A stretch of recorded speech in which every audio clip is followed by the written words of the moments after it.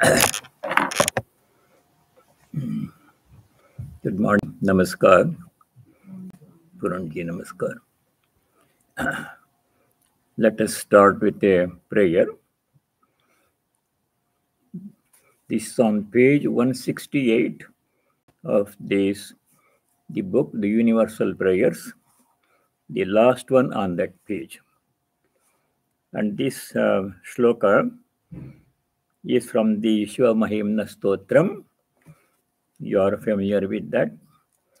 The Shiva Mahimna Stotram was composed by a Gandharva. His name was Pushpadanta. Gandharvas are a class of beings who are very good in arts, performing arts, dance and music, painting, other forms of art. And this particular Gandharva, Pushpadanta, he did some mistake and lost his power to sing. Then he prayed to Lord Shiva, composed this hymn, and prayed to Lord Shiva and got back his ability to sing. So very nice hymn. So one stanza from that. Om Trayi Sankhyam Yoga Pashupati Matam Vaishnavamiti Prabhinne Prasthane Paramidamada Pathyamiti Cha Ruchina Maichitria Drujukotilanana Patajusham Druname Kogamya Tvamasi Payasam Arnava Iva. It's a very nice stanza describing the variety of paths, all leading to the same goal. That's a very special feature of Sanatana Dharma Vedanta. Goal is the same, but paths are many. Swami Vivekananda said, each seeker can carve out his own path to God. So we don't say this is the only path. If you want to see God, you have to only this one. That is not Sanatana Dharma. Variety of paths. Freedom to choose the path you wish to follow to reach the same goal. Goal is the same. Here the stanza says, Trayi Sankhyam Yogaha Pashupatamidam Vaishnavam iti. Different are the paths laid down in the Vedas.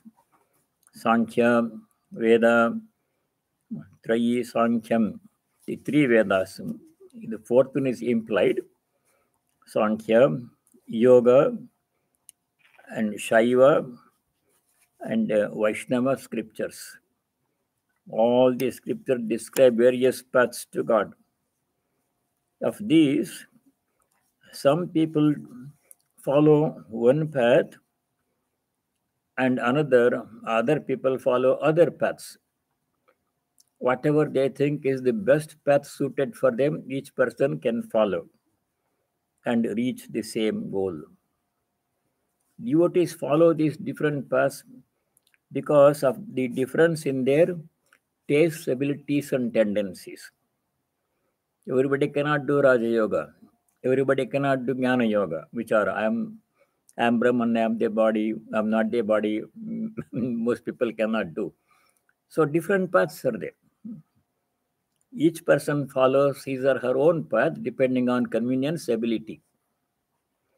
Yet, though people follow many different paths, you are the only goal, common goal of all the seekers.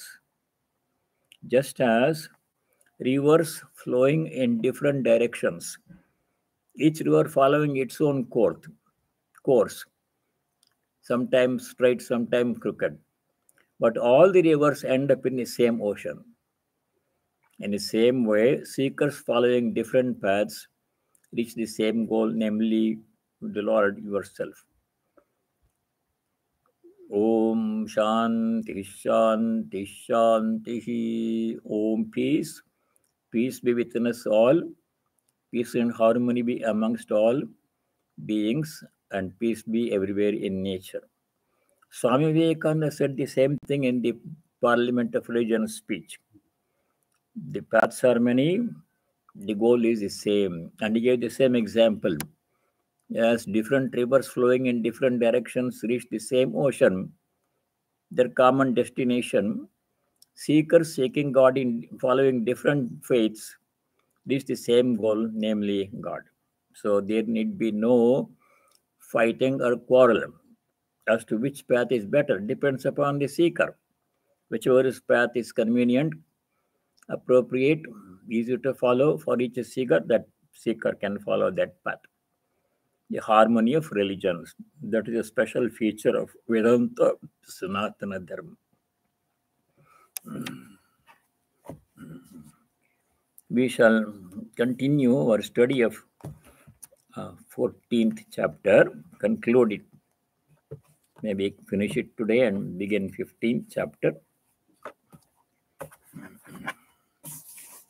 The last few verses are remaining in the 14th chapter.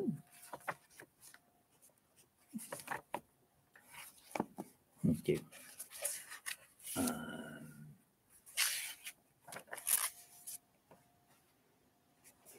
Verse number 23 to 25, 23 to 24, 25. These describe the qualities of a Triguna Atita, a person who has become free from the three gunas. Some of these we studied already. Verse number 23.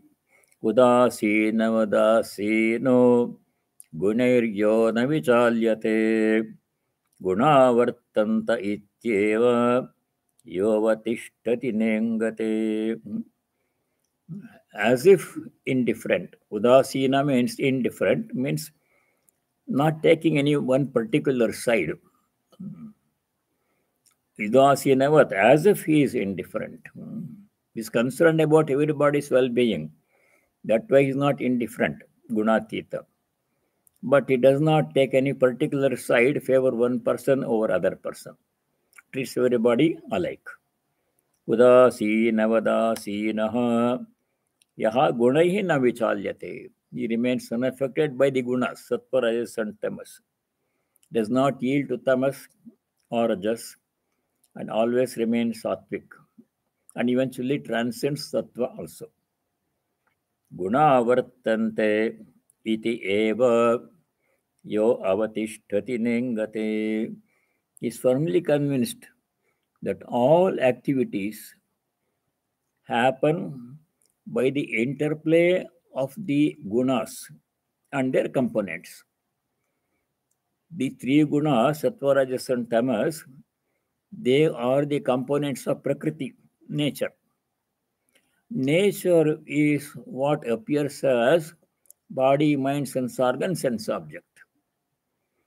This body is as much a part of this nature as this table is, as the tree is, as the sun is. All whole one nature, prakriti.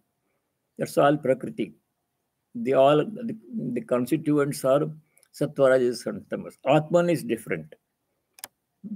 Purusha is different, prakriti.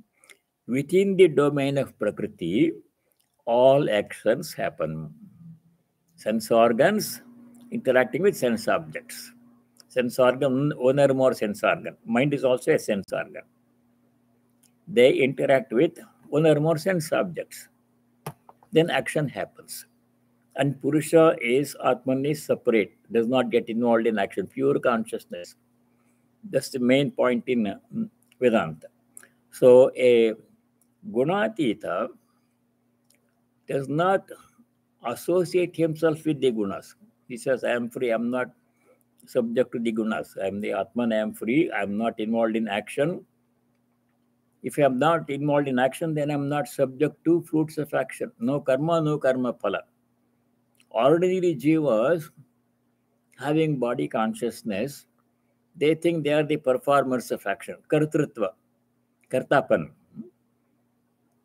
मैं करता हूँ, I am the doer, I am doing this, I am doing that. They always claim I. That is not true. That is false information. But a Gunatita does not make that mistake. He says, I am not the gunas, I am the Atman. All karma phala happens in the gunas.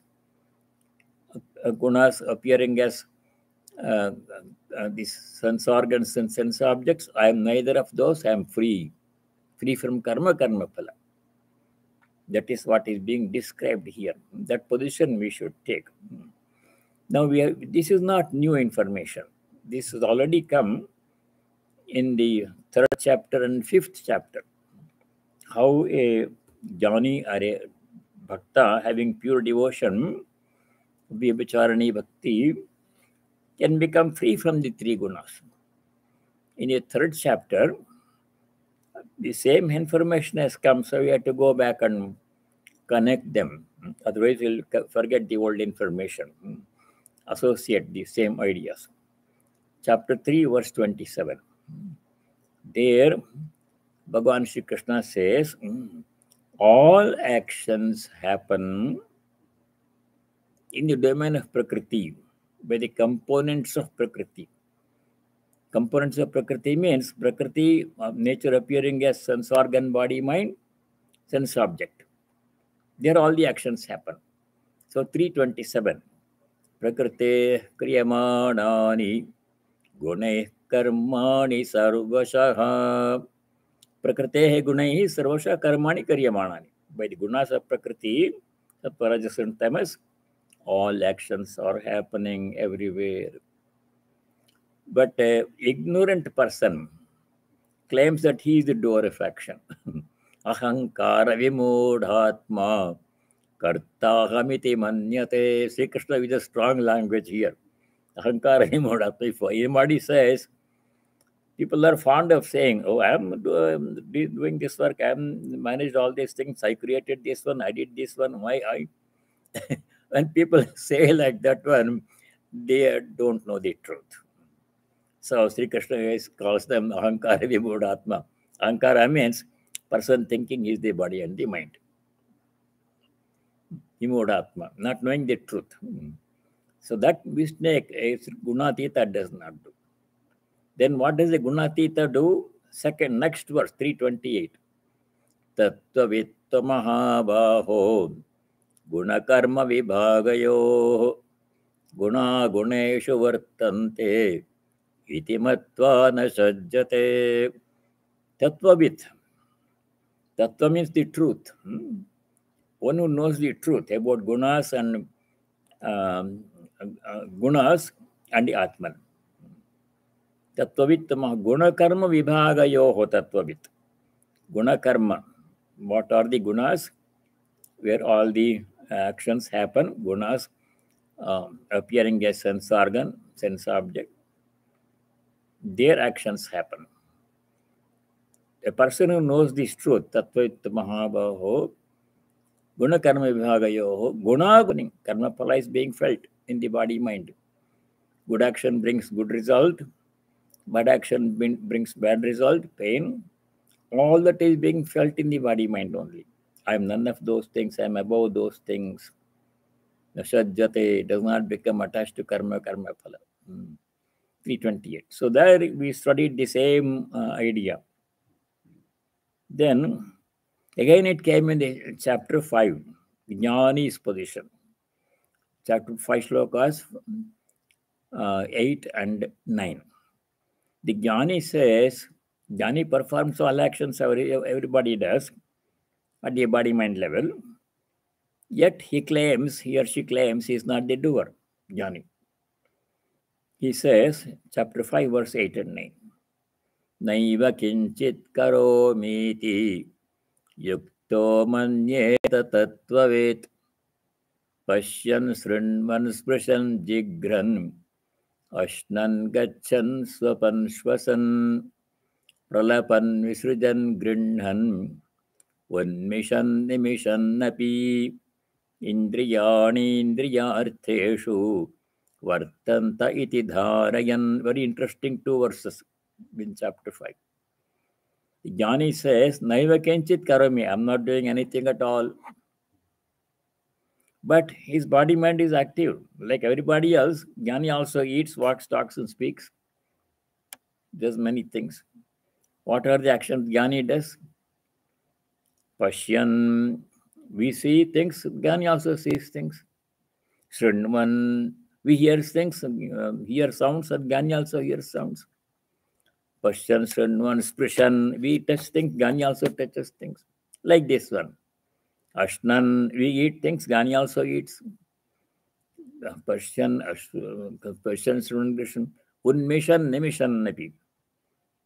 Opening the eyes and closing the eyes. All other actions, moving, holding, grabbing, walking, speaking, sleeping, eating, everything. Pashyan, Srandman, Sprishan, Jigran. Jigran means smelling. Ashnan, Gachan, Swapan, Shwasan, breathing, walking. Ashnan, eating. Pralapan, speaking. Visrujan, releasing things, holding things, giving up things. Grinhan, holding things. Nimishan, Nimishan Napi. Ashwan, Pashyan, Srishman, Nimishan Napi. Opening the eyes and closing the eyes. All these things Jnani does. While ignorant person says, I am the doer. Aham karomi, मैं करता. Ignorant person says, same action both do. Jnanis, Ajnanis. But Jnani says, Naiva kanchit karomi, I am not doing anything. But Jnani also drinks water. And if you ask him, sir, you are drinking water, how can you say you are not doing anything? Naiva kanchit karomi, how can you say you are not doing anything? You are drinking water. Water, tea, or whatever. He says, Indriyani indriyartheshu vartante. How is water drunk? Mind says, I want to drink water. I'm thirsty. Mind. Action originates in the mind. Then mind tells the hand to get a cup of water. Hand grabs the cup of water. This is juice, not water. And then hand takes the cup to the mouth and sips water. The tongue feels the taste. Very nice, cool water in summer. Feels good. Then the rest of the body takes the water, the digestive system. In this chain of events, where is the I? Am I the mind? Am I the hand? Am I the cup of water? Am I the mouth, the tongue? Am I the body, digestive? I am the Atman. Jnani's position. But the Ajnani, he identifies with all these things. I am the body, I am the mind, I am the sense organs, I am the hand. So that is the difference. The same thing comes in the verse number 23 in chapter 14. See, this information is not new. It came in earlier chapters. That's why I'm connecting those things. Chapter 3 is chapter 5.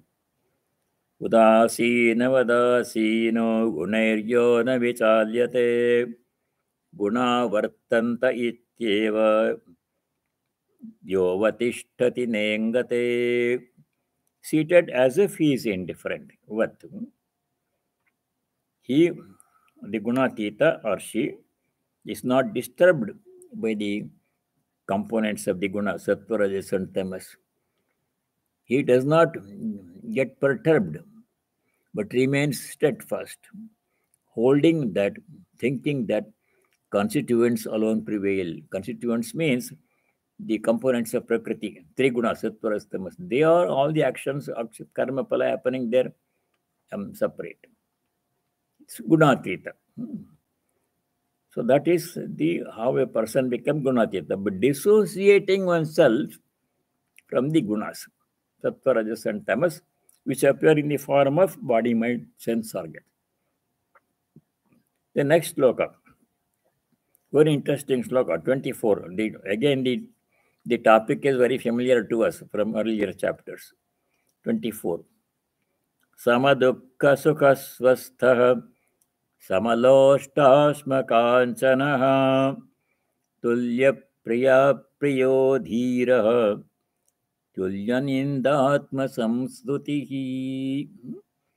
Very interesting verse or familiar topic, nothing new here. Samadukha Sukha. Sukha Dukha means happiness and happiness.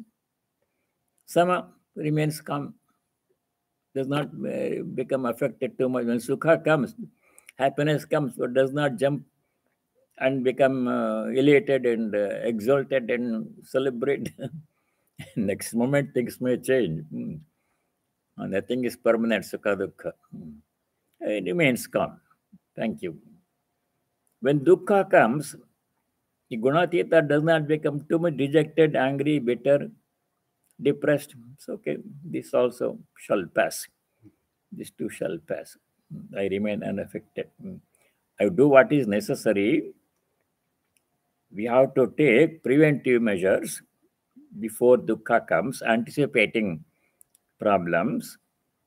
And when dukkha really comes, in spite of taking preventive measures, we have to take remedial measures. Remedy what is to be done. Then, if the remedial measures do not cure or remove the problem, whatever remains, we have to bear it calmly. Practice titiksha. This we have seen before. Three things we have to do. Anticipating problems. What are the preventive measures to prevent problem? We follow rules of health. We don't want to become sick. So we watch what we eat and we do exercise, we get sleep, and or we don't take harmful substances. All those things are preventive measures. Get health insurance in case we become sick. In spite of doing all these things, people may become sick. Then we take remedial measures. What is to be remedied? The problem that has come. Go to the doctor, take medicine, follow the instructions to remedy the sickness.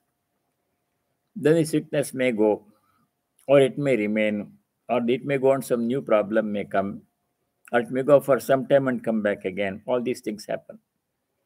When that happens, after exhausting all the preventive remedial measures, if this problem still persists or new problem comes, then we have to do practice forbearance. What cannot be cured has to be endured. I've done my best to prevent, to remedy. The still problem is there. I shall bear it calmly, without complaining, without lamenting. That discipline is called titiksha, forbearance. We have studied that before. Forbearance. What cannot be cured and remedied has to be borne patiently, calmly. Chinta vela parahitam. Without brooding, chinta. Brooding over the past, what happened, and brooding over the future, worrying about the future, this may happen, that may happen, not good. It won't help in any way. It makes the problem worse. Chinta rahitam, vilapa rahitam. Vilapa means lamentation, complaining all the time to everybody. This happened, this happened. It does not help. So that is three things have to be done. Preventive, remedial, titiksha. Then a person remains, after I've done my best, now I remain calm. Samadukha sukha swastha. He remains calm. Swastha means remains in his own self, within the self. Thinking about the self, thinking about God, thinking about Atman, not spreading the mind in the world outside. Swastha means staying within oneself. Stha means staying. That means the mind should not be allowed to roam about in all over the world. It's very unhelpful to do that one. The mind should be kept close to the self, Atman or God. The divine presence within me, the Lord is within me. I think about him or her, I pray to him, repeat his name, Swastha. Not roaming in the world, the mind. Samadukha sukha swastha samaloshtasmakanchanaha. Treating alike everything. Nothing is more valuable, nothing is less valuable. Everything has its value. Loshta means the clod of earth. Ashma means stone. Kanchana means gold. All are same. Last time I gave the example of a jeweler, merchant, who sent his assistant with a piece of diamond to get estimates of different people. That person asked the vegetable seller. That person, vegetable seller, looked at the diamond. Oh, this I can give 10 pounds of this vegetable. That's all you can give. This is interesting. That's all I can give. Then the person takes the diamond to a cloth merchant. How much will you give for this one? I can give 10 dhotis, not 12, 13, no. That was his estimate. Then it eventually takes it to another jeweler, diamond merchant. That person recognizes the value. Oh, this is worth very, very 2 lakhs of rupees, very precious, rare jewel.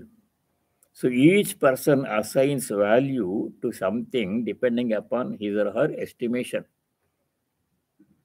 To some person, Vedanta is very interesting, very important. First thing is God for that person. For other person, God is there. It's okay, we'll do. Other things are more important. Like that one.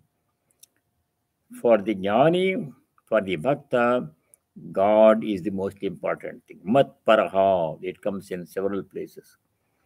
All other things are more or less same value. Samaloshtashma kanchana. It treats alike clod, stone, and gold. To the wise person, the pleasant and the unpleasant are alike. Sama dukkha sukha. Tulya priya priyaha. Priya means something pleasant. Good things happen, pleasant things happen. Apriya means unpleasant things happen. The jnani bhakta trunatita remains unaffected because both are going to change. Nothing is permanent. And even sukha also is not completely pure sukha. Some always negative thing is associated with sukha. That worldly sukha that we enjoy. So we don't get attached to sukha dukkha. Tulya priya priya. That came in the chapter 5. In chapter 5, shloka number 20. Na prahrushyet priyam prapya no dvijet prapya cha priyam prapya na prahrushyet. 520. When a person gets something pleasant happens, priyam, na prahrushyet. One should not become too much elated, exalted. Apriyam prapya, when something unpleasant happens, na udvijet. One should not become too much depressed or perturbed. Take it calmly. That came in 520. Tulya priya priyaha dhiraha. Person who has intelligence, dhi, and also strength. Dhiraha. Tulya ninda atma samstuti. Tulya means equal. Ninda means blame. Atma samstuti means praise. People praise, people blame. A person does not become affected. When people praise, we should not become too much proud. So the same people will blame us tomorrow. Those who praise us today, they will do the same. They will do the opposite tomorrow. Those who are blaming today, they may change. So we should not be too much affected by praise and blame. All this came earlier. Sukha dukkha, all this samatva has come earlier. Samatvam yaga uchyate. Nothing new here. A Trunatita practices all these things. You have to practice all samadarshitva, samatva, in good and bad, pain and pleasure, loss and gain, pain and pleasure, loss and profit. We should remain calm, praise and blame. Nindatma samstutihi. Chapter 12, last but one verse, 19th verse, describing the qualities of a bhakta. Sri Krishna says same thing. He says, Tulyaninda stutir maunihi santushto yena kenachit. 12:19. Tulyaninda stuti. Ninda means blame. Stuti means praise. Tulya means same. Somebody praises, we should not become too much elated. Somebody blames, remain calm. Tulyaninda stutir mauni. Mauni means remain calm, silent, not react. Santushto yena kenachit. Remaining content with whatever we have. Those are qualities of a bhakta. qualities of this Trunatita, qualities of a Chitta Prajna. In the second chapter, all same qualities. Tulya Priya Priyo Dhirastulya Dhirastulya Nindatma Samstutihi. Now, I want to make a little digression. 24, 25, 26, 27. You see the phrase Samaloštashma Kanchana. That means is 1/4 of a shloka. First quarter is Samadukka Sukha Swastaha. Shloka has 4 parts, 4 padas. Sama Dukkha Sukha Swastaha 1. Samaloštashma Kanchana second part. Tulya Priya Priyaha third part. Dhiraha Tulya Priya Priya Dhiraha Tulyanindatma Samstuti fourth part. 4 quarters are there, padas are there in this shloka. Now, sometimes the same pada comes in more than one place in the Gita. This phrase, Tulya Samaloštashma Kanchanaha, has come before in the Gita. Now, we can't remember all the previous shlokas. Some people do, but many we can't remember. Supposing I want to find out where earlier or later in the Gita this pada Samaloštashma Kanchana has come or is going to come. I want to find out. Because it appears familiar, it has come somewhere before, but I can't remember which chapter, which shloka. Only one pada I remember, Samaloštashma Kanchana. I want to find out where it has come, if it has come again. To find out, there is a tool. This book helps. This book is called Bhagavad Gita Shloka Pada Suchi. Quarter index to the Bhagavad Gita. Bhagavad Gita Shloka Pada. Pada means 1/4, quarter of a shloka. Suchi means index. So in this book, all the quarters are listed alphabetically. First quarter, second quarter, third quarter, fourth quarter. 4 padas are there in every shloka. All these quarters are listed alphabetically. And their chapter verse number is given. Location mark is given. Now you go to Samaloštashma Kanchanaha. It's alphabetically listed. Samaloštashma Kanchanaha. You go to the alphabetical list. He says, Samaloštashma Kanchanaha. Before this. Okay, here. It comes in 2 places in the Gita. One is here, 14th chapter, 24th verse. You are seeing that one. Before, in the 6th chapter, shloka number 8, same thing came. Samaloštashma Kanchanaha. It's a lot of repetition in the Gita because we need the repetition. So we have to remember. To remember every shloka, difficult for majority of people. So this book will help. You go to Samaloštashma Kanchanaha. It says here 6, 8 and 12, 14, 24. Chapter 6, verse 8. Samaloštashma Kanchana comes. 14, chapter 24, the Samaloštashma Kanchana comes. So this book is helpful. It's called Quarter Index to the Bhagavad Gita. Every quarter is indexed. Quarter means 1/4 of a shloka. First quarter, second quarter, third quarter, fourth quarter. So this one interesting tool. Now, while on this topic, 2 more interesting, useful tools in study of the Gita we can become familiar with. Supposing you remember only one word in the Gita, and you want to know where it has come. For example, the word pramada, we have studied it. No, I know it has come several times in the Gita. Pramada means mistake. Where has pramada come? Has it come more than once? Now, I can't remember all the words, all the shlokas. So there is a tool for that one. That is called the word index. Every word in the Gita is arranged alphabetically in an index. It is also called a concordance. Concordance means index to all the words appearing in a work. There is a Shakespeare, a famous dramatist. He wrote so many dramas.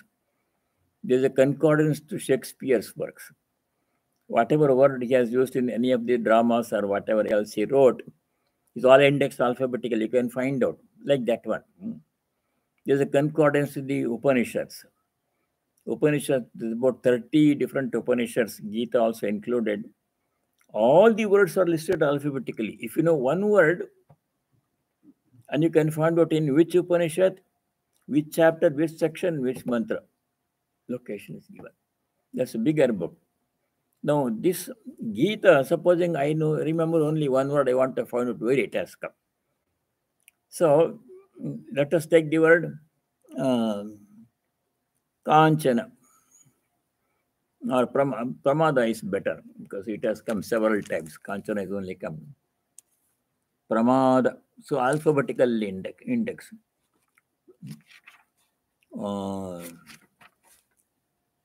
Purusha, Pushnami, Pramada. Oh, here it is. Pramada. Prava. Yeah. Pramadaha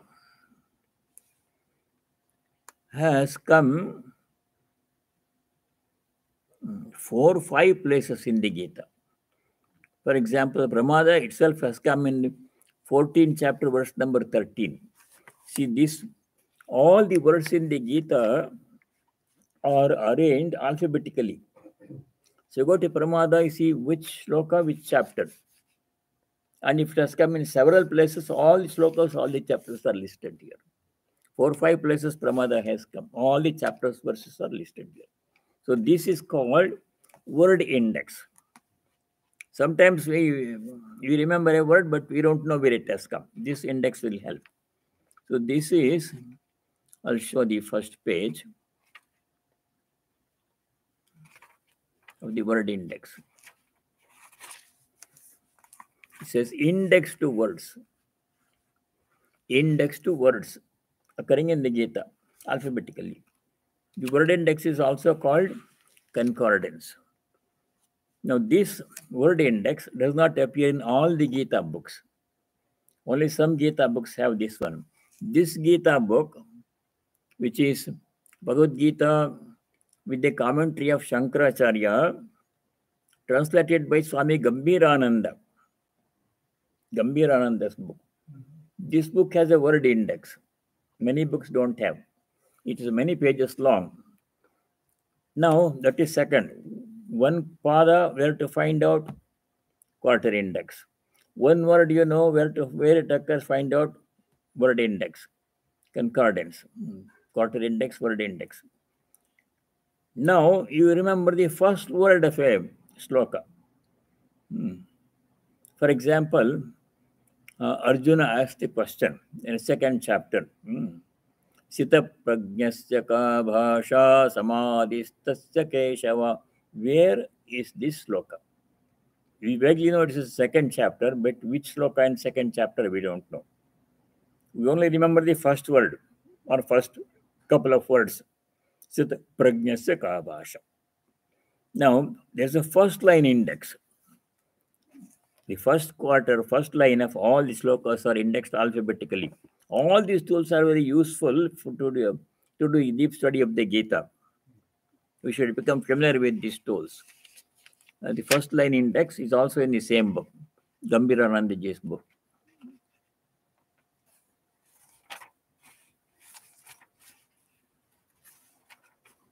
Index to the first words of the slokas, same book.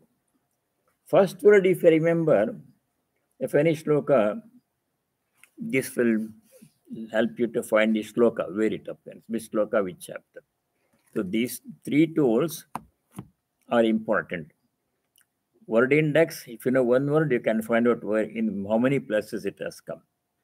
If you know the first word, where the shloka beginning only you know, and second line we don't know. First line you remember, it happens sometime, then you can find that one. Or if you know 1/4 of a shloka, Samaloshtasma Kanchanaha, like that one, you can find out in the quarter index. I'll give another example here.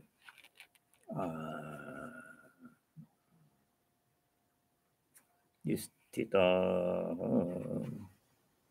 Kamgati Krishna Gacchati.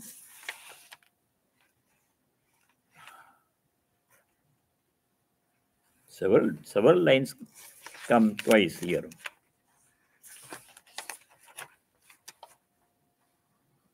That is already another.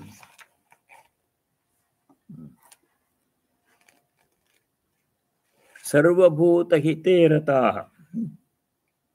That comes in a 12th chapter, describing qualities of a devotee, bhakta. Sarvabhuta hita, the well-being of all the beings. Rata means one who are interested. A devotee is interested in the well-being of all the beings. He wants everybody to be happy and comfortable. Nobody does not want anybody to suffer. Sarvabhuta hiterata. Now, that phrase, Sarvabhuta hiterata, where has it come? And has it come more than once? That's the question. So I go to Sarvabhuta hiterata, quarter index. It says here, it comes in chapter 5, verse 25. Chapter 5, verse 25. It comes in chapter 11, verse number 4. Sarvabhuta hiterata. So these are very interesting and useful tools for a detailed study of the Gita. So I'll see if I can send an email to all of you. Then we go back to verse number 24. Samadukka sukha swasta samaloshtasma kanchanaha tulya priya priyo dhiras tulya nindatma samstutihi. All these are qualities of a trigunatita. All of these have come before. Now verse number 25. मानापमानयोस्तुल्यः तुल्यो मित्रारिपक्षयोः सर्वारम्भपरित्यागी गुणातीतस्य उच्यते. Who is a gunatita? Mana apamanayoh tulyaha. Mana means praise, respect, honor. Apamana means disrespect. Some people don't respect us. Some people respect us and praise us and say good things about us. This is the nature of the world. You can't change. We should not try to change what other people think or do. It won't work. The world will go on as it is. We can't change the world. We have to learn how to become free, how to be unaffected by what other people do or think or say. We can't change the world, but we have to adjust ourselves, become strong to be not affected by what the world does. This already came in the 12th chapter. Devotee does the same thing, Jnani does the same thing, Gunatita does the same thing. In the chapter 12, describing the qualities of a devotee, Bhakta, Sri Krishna says same thing. At verse number 15, 12-15. A devotee should not be affected by what other people do or say. A devotee should not do something that affects other people adversely. Both. I should not do something that causes discomfort to other people on my part. Or what other people do, I should not be affected by. I remain unaffected. Both ways. 12-15. Jasmano dvijate loko lokano dvijate chayah harsha marsha bhayodvegaihi mukto yasya cha me priyah. Loka yasmano dvijate. World remains, it should not be disturbed. Other people should not be disturbed by what we do or say. Lokano dvijate chayah. What other people do or say, I should remain unaffected by that one. Those are qualities of a bhakta, qualities of a sataprajna, qualities of a trigunatita. All these things you have to practice to become trigunatita. Mana apamanayo tulya tulyo mitrari pakshayo. Mitra means friend. Mitra means a friend who does good things to us without expecting anything from us in return. This came in chapter 6, verse number 9. Mitra Ari means enemy who does not like us. Both are there in our lives. Tulya Mitrari Pakshayoho. Equal, treating all of them alike, not hating one who hates us, and not become attached to one who praises us. We should remain unaffected either way. That came in chapter 6, verse number 9. Same thing came. Suran mitraryudasina madhyastadveshya bandhushu sadhushapi cha papeshu samabuddhir vishishyate. Sadhu, papi. Good people, sadhu means good people, sadhu. Papi means a wicked person, then sins. We should not hate the one and become attached to other. We should treat all of them alike, seeing God in both of them, all of them. Sarvaram, coming up to 25, 1425. Sarvaramba parityagi gunatitassa uchyate. This Svaramba parityagi has come in another place in the Gita. You can find out from this quarter index. Sarvaramba parityagi. A person does not undertake any new action hoping to gain something from that one. Starting something new, anticipating some profit or benefit from that action. That is aramba. But doing our duty, that is different. Whatever duty we have to do, that we have to do. That we should not stop. But something that is specifically supposed to bring us some benefit. People do that such things.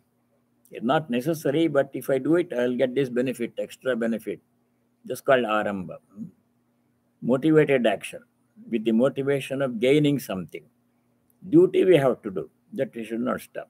Sarvaramba parityagi, giving up all actions which are calculated to bring some benefit for us. That should not be done. Sarvaramba parityagi gunatita sa uchyate. Such a person is a gunatita. Same in mana apamana, same towards mitra and ari, friends and foes, and giving up all actions which are calculated to bring some benefit to us in a selfish way. If something benefits everybody, then we should do that one, not for just myself. That action, selfish action, should not be done. Now we go to verse number 26. Last but one verse. Mam cha yo vyabhicharena bhakti yogena sevate sagunan samatityaitan brahma bhuyaya kalpate. He who, with the unwavering yoga of devotion, avyabhicharena yogena, bhakti yogena, sarusmi, mam sevate. Such a person transcends these three gunas. Sagunan samatitya, transcending these three gunas, Brahma bhuyaya kalpate, becomes fit for the status of Brahman. That means achieves liberation, becomes fit for liberation. A person who worships God with pure devotion, avyabhicharena bhakti yogena. Bhakti can be, as we have seen, either motivated bhakti, seeking something from God, something that I don't have, a child or a job or a house or money or whatever. I want to have it, so I pray to God, please give this to me. That is bhakti of one kind, seeking something. Another kind of bhakti is artha. Some problem has come and I want to become free from that problem. I pray to God, take this problem away, make me free from it. Health problem, financial problem, family problem, job problem, whatever. There is another motivation for worship. Artha jignasu, artharthi. Some people worship God seeking knowledge of God. That is good. So all these are various motivations why some people worship God. These are all described where? 7th chapter. Sloka of 16, 17, 18. that we studied in great detail. चतुर्विधा भजन्ते नाम, चार तरह की लोग मेरी पूजा करते हैं. चतुर्विधा जना माम भजन्ते. Those who are in trouble, artha. Those who want something, artharthi. Those who want knowledge, jignasa. This is one kind of bhakti, asking something for God, from God. But the fourth kind of person, devotee, does not ask anything. That is jnani or bhakta, was pure devotion, shuddha bhakti, prema. No asking. Whatever God gives on his own, with that I remain content. Because two reasons. One, God knows better than I know what I need. I may think I may need this, but it may not be good for me. A child is asking for cookies, is already taken 2 cookies. They're asking for more. The mother denies it because child does not know. It wants to have more cookies. God is like our mother. He knows what we need. So without my reminding him, he will always provide what I need. That he has promised in several places in the Gita. Notably in the chapter 9, verse 22, Yogakshemam Vaham Yaham. Those who worship me with steadfast devotion, I shall provide what they need and I shall protect what they have. That promise he has given. So we are fully convinced in the mercy of God, compassion of God. It is taking care of us round the clock. Even when we don't think of God, he is taking care of us. That's the truth. People sages have experienced it. We think of God sometimes when we feel like thinking about God. But God is always protecting around the clock, even when we are sleeping. He's protecting us. So we should leave it to him to give us what we need and protect what we have. We should not stipulate, I want this, I want that. Then we are limiting his hands. We are tying his hands. If I ask God for something, then we are tying his hands. Let him give what is best for me himself. He knows better than I do. That is a true devotion, not seeking anything. That is avyabhicharana bhakti, not being devoted to any other thing, devotion to job, devotion to profession, devotion to money, devotion to fame, devotion, commitment. They want hope, ashraya. This is called ashraya.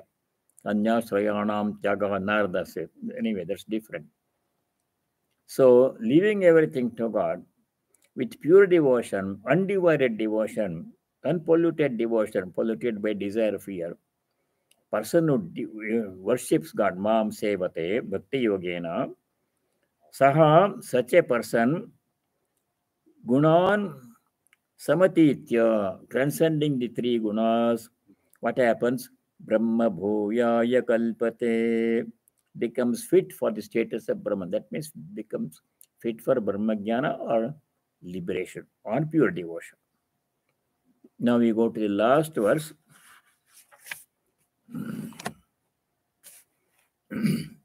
Last verse in 27th verse. Brahmano hi pratishthaham amritasya vyayasya cha shashvatasya cha dharmasya sukasya cha brahmanaha aham pratishtha. This is a kind of confusing statement. Aham here means the Lord Krishna, Bhagavan Krishna who is speaking. In the next chapter, chapter 15, which is called Purushottama Yoga, the description of Purushottama, personal God, Paramatma, will come in great detail. Next chapter. This is introduction to that. Aham means the Paramatman appearing as Krishna in this present context. Avatara in the present context. He says, Brahmanaha Pratishtha. And the basis, Pratishtha means basis or foundation of Brahman. Brahman is the foundation of everything, as we know from Vedanta. But here what is meant is, word Brahma has different meanings. Brahma here means either personal God, manifested universe. Brahma also means the Vedas, as we studied in chapter 3. Brahma also means Maya, according to Madhva. So, Bhagavan Sri Krishna is saying, I am the basis of everything. Basis of Brahman, everything. I am the manifestation of Brahman. Brahmano hi pratishtaham. Pratishtha means basis or foundation. Amritasya avyayasya cha. Shashvatasya cha dharmasya. I am the foundation of immortal, immutable, eternal dharma. Dharma can be Shashvata dharma or Yuga dharma through two levels of dharma. Shashvata dharma means something that is always true, always relevant in any condition, any place, any time, any country, any century, unaffected by time and place. Dharma. Those are described in the Upanishads. For example, what is a Shashvata dharma? Satyam Vada Upanishad says, the three Upanishads. To tell the truth is always true. There is no exception. In any country, truth has to be told. In any century, any place where truth has to be told, there is no change for truth. It's Shashvata dharma.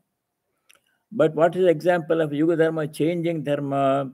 The way people eat, the way people dress, the way people do worship, those change from yuga to yuga. In the earliest yuga, Krita Yuga, the main form of worship was meditation on Brahman, Upasana, as described in the Upanishads. Then the Treta Yuga came. Treta Yuga, the main form of worship was performing Vedic yajnas, rituals. Huge, elaborate Vedic rituals, yajnas, yagas, extending over many days, 12 days, 48 days, they used to do, collecting lot of materials. That was the mode of worship generally in the second yuga. In the third yuga, Dwapara Yuga, ritualistic worship came into vogue. Built temples were built, congregational worship, ritualistic worship, they came into practice, vogue. In the present Kali Yuga, the simplest, most common mode of worship is Hari Kirtanam, chanting name of God. Kalau Hari Kirtanam in the Kali Yuga, chanting name of God is the best form of worship. Not Vedic elaborate rituals we cannot do now, as the earlier rishis used to do in Rama's time. When Rama was the Ramavatara in Treta Yuga, then all the rishis used to do elaborate Vedic rituals in the forest. And the Rakshasas used to come and disturb them, disturb the rituals, and didn't want the rishis to do the rituals. So Rama used to go and take care of the Rakshasas. That was the vogue. But nowadays we don't do all that Vedic rituals. Very simple Brahma Samaj ritual, they do Gayatri Mantra, they chant Porgi. That is simple ritual, simplified version. That is okay. The simplest form of worship, expressing devotion to God in Kali Yuga, is Hari Kirtanam, chanting name of Hari. Other things can be done also. So that is example of changing dharma. Yuga dharma. In every yuga, the people eat will change. In one place people eat one way, other in other place people eat other way. When you were growing up, you didn't have any furniture for eating. You're all sitting on the floor on the leaf plate we used to eat. Now we don't sit on the floor and eat on leaf plate here. We use dining table and chairs and all those things. So that is changing dharma. The way people dress, the way people do worship, the way people eat and do daily things. That dharma changes from place to place, from time to time. So that is not Shashvata dharma. That is Yuga dharma. Here he says Shashvatasya dharmasya. The Lord, Supreme Lord, is the basis of Shashvata dharma. Ekantikasya sukasya cha, of supreme unfailing bliss. All happiness that the world can give is severely limited in quality and duration. That you know from the study of Gita, chapter 5, verse 22. Ye samsparshaja bhoga dukkha yonaya evate. That sloka has come many times, 522. The severe limitations of worldly happiness, we are familiar with them. But the joy that comes from Atmananda, the joy that comes from God within us, that is the highest kind of joy. Nothing can exceed that one. Nothing can make it bigger. That is the maximum and permanent, unchanging, eternal, infinite Ananda. That's what is the basis of that Ananda. God is the source of that Ananda. World cannot give that kind of Ananda. Some temporary pleasure it will give for some time, then it will go away. Adyantavantaha. So this worldly pleasure is very temporary. For some time it is there, then goes away, then create problem. We become sad when something leaves. When something comes, we are very happy. When a child is born, parents are very happy. Joyful event, a celebration, when a child of a birth of a child. When somebody dies, then a sadness, very dear person, death comes. Who, when it comes to whom we don't know. When it comes, separation comes. When separation comes, sadness, like that. So that is nature of the world. But the honor that God gives, the foundation of that infinite eternal bliss is Brahman, is God within us. He's present within us. You don't have to go outside and seek. Worldly things we have to seek outside. Money we have to earn outside. Property you have to acquire from outside, paying money. All those things. Relationships you have to pursue with other people. All those things of outside, they come and go. Conditional. It depends. But the joy that comes from Ananda, that comes from the Lord, Brahmananda, Atmananda, that is permanent, eternal, infinite, unchanging, everlasting. That is the one that He gives. That's why we have to seek Him, transcending the three gunas. The gunas are the world. They come and go. They change. That's not true joy. Shashvatasya te dharmasya sukasya ekantikasya cha. I'm also the basis of eternal righteousness and unfailing bliss. Ananda. Ekantikasya sukasya. Unique Ananda. The only source where we can find eternal joy, unconditional, infinite joy is the Lord within Him. He's seated within Him. So don't have to go to any other place to find happiness. No heaven can give that kind of happiness. People think if they go to heaven, Swarga, they will become very happy. That Swarga, as we saw in chapter 9, is a temporary thing. Chapter 9 describes the temporary nature of heaven. Kshine punye martyalokam mishanti, chapter 9, verse 22. So that is not the highest kind of ananda, Swarga. Atman, the present. Three kinds of ananda we are familiar with from earlier studies. Vishayasaka, Vishayananda, coming from sense objects, other people, money, property, one kind of ananda. Temporary, comes and goes, undependable. Second is bhajana ananda, the joy of worship. When we chant God's name, when you do worship, now when we think about God, when we meditate, when we do japa, we get ananda. That kind of ananda is far better. It is in our hands. It will pave the way for the highest kind of ananda. It's a bridge between Vishaya Sukha, Vishayananda, and Atmananda. Joy of worship, japa, meditation, puja, all those things, holy company, they bring joy. That is better. The highest kind of ananda coming from Atman within, Atmananda, Brahmananda, coming from God, that is the highest kind of. Nothing can exceed that one.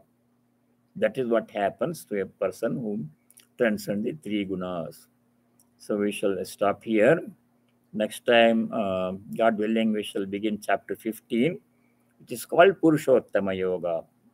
Much of it is familiar to you from earlier studies, and we'll start that next time when we meet by the grace of God. Let me say the closing prayer. Om Sarve Bhavanta Sukhinah, Sarve Santu Niramayah, Sarve Bhadrani Pashyantu, Ma Kaschid Dukkha Bhag Bhavet. Om Shanti Shanti Shanti. Om, may all be happy. May all be free from diseases and other problems. May all realize and practice what is noble and auspicious. May no one be subject to any kind of misery or suffering. Om, peace. May there be peace and joy in our hearts. Adhyatmika Shanti. May there be peace and harmony amongst all beings. Adi Bhautika Shanti. May there be peace everywhere in nature. Adi Daivika Shanti. Hari Om Tat Sat. Sarvam Sri Ramakrishna Arpanamastu. All of you stay well. Namaskar. Thank you. And God willing, see you next week.